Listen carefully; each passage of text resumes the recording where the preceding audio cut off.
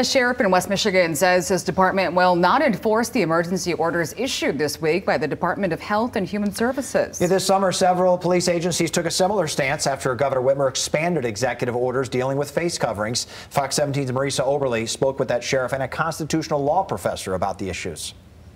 It's not law, and that's simple. Berry County Sheriff Dar Leaf denouncing an emergency order issued by the state health director Robert Gordon this week, which requires face coverings and limits crowd sizes, among other things. MDHHS in its directive adding per state statute, law enforcement officers must investigate violations of the order, but Leaf says his department will not. And it also has to be within the guidelines of the Constitution. This COVID or this pandemic didn't trample or shred the Constitution, so we took an oath. Leaf basing that decision off of Friday's state Supreme Court ruling, which found a 1945 law granted Michigan governors unchecked authority. Our state Supreme Court themselves, in a 7-0 ruling, said that the governor never had the authority to make those orders after a certain date. I believe this is going to have to go through our legislature before we'll do any enforcement on it. This is a different fight.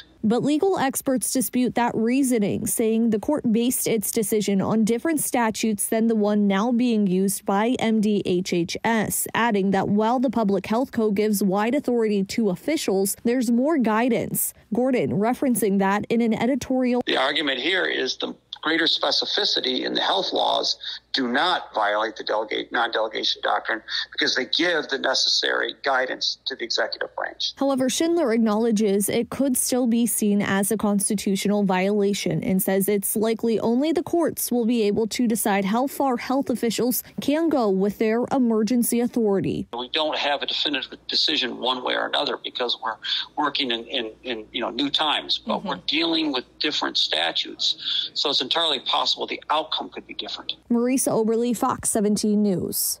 Leaf says he expects other law enforcement agencies to come out with similar stances over the next